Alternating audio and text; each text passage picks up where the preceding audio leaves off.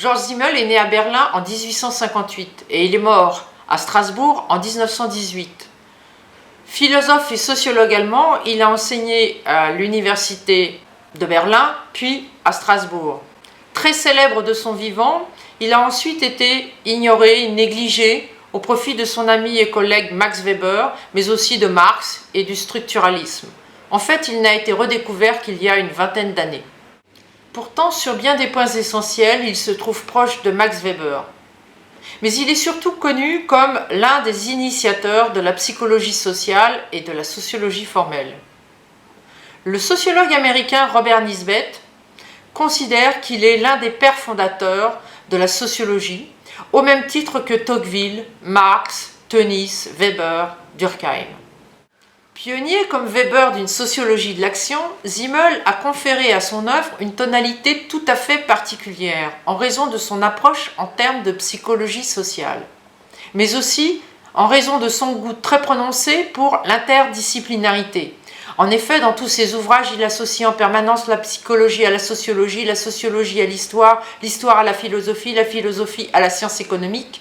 Ainsi en est-il de son œuvre majeure, Philosophie de l'argent, ou encore de son étude Secrets et sociétés secrètes, ou de ses monographies comme Michel-Ange et Rodin, ou encore Rembrandt. Familier des essais microsociologiques, c'est à ce titre particulier que Simmel est devenu célèbre aux États-Unis. Disons par conséquent quelques mots de cette approche microsociologique et de sa sociologie formelle. Son origine est kantienne, l'idée étant que la connaissance des phénomènes naturels n'est possible que si notre esprit projette dans le temps et dans l'espace des formes. Or, dans la connaissance des phénomènes sociaux, c'est la même chose. Le sociologue organise le réel grâce à des systèmes, des catégories, des modèles. Soulignons au passage tout ce que Berger et Luhmann et leur célèbre ouvrage « La construction sociale de la réalité » doivent à Simmel. Sans cette construction, les faits sociaux seraient incompréhensibles, chaotiques, inaccessibles à l'esprit.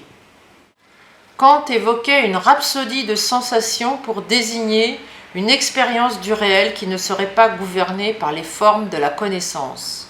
Mais là où Weber construit le concept de type idéal, Simmel préfère le concept de forme.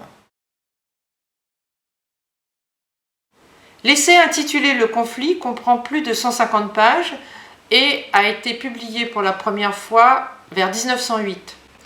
Il correspond au chapitre 4 de son œuvre Sociologie. Il a fait l'objet en 1992 d'une publication en France grâce aux éditions Circé avec une préface du sociologue français Julien Freund. Simmel voit dans le conflit le signe d'une opposition qui peut aller de la dissension jusqu'à la dissidence en passant par les combats les plus violents jusqu'à la guerre la plus extrême.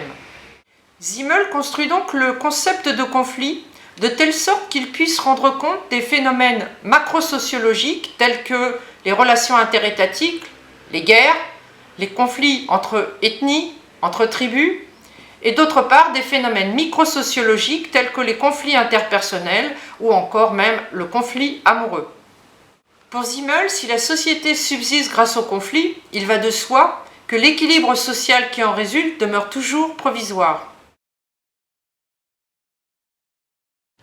Contrairement au sens commun, Simmel souligne la positivité du conflit, la fonctionnalité du conflit dans la vie sociale. Il entend montrer la contribution positive du conflit en raison même de sa récurrence. En d'autres termes, Simmel considère que les sociétés vivent et se développent grâce au conflit. Pour Simmel, le conflit fait partie intégrante du social. Il concourt notamment à la formation d'associations et d'organisations. Par conséquent, pour structurer les sociétés, il ne faut pas chercher à exclure les conflits, à les réduire. Ce serait une erreur. Il faut au contraire les laisser se développer.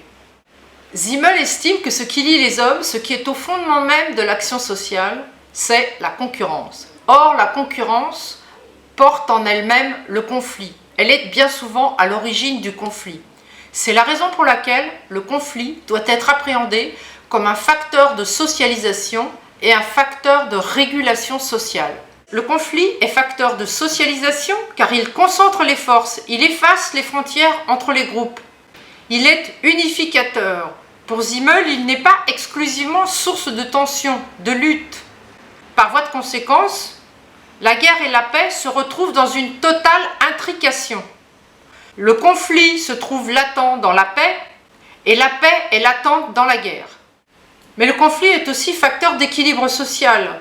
Pour Simmel, le conflit est source de régulation sociale dans la mesure où il est à l'origine de nouvelles normes, de nouvelles règles élaborées par et pour les parties prenantes.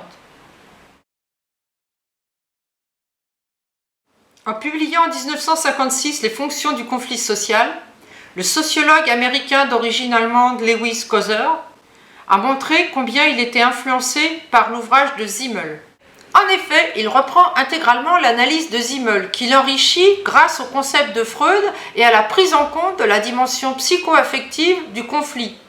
Contre le sens commun, et grâce à l'analyse de Simmel, il montre très bien que la coercition et le conflit sont des éléments sociaux bien plus déterminants que la cohésion, le consensus et la stabilité.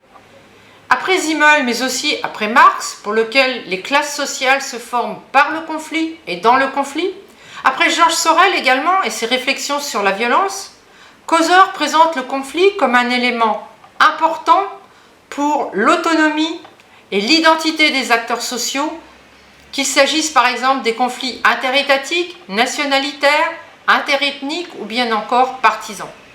Cet ouvrage de Simmel, Le conflit, a marqué les travaux de l'école de Chicago, mais aussi ceux de Raymond Aron, d'Erving Goffman, d'Howard Baker, de George Lukács ou bien encore ceux de Raymond Boudon.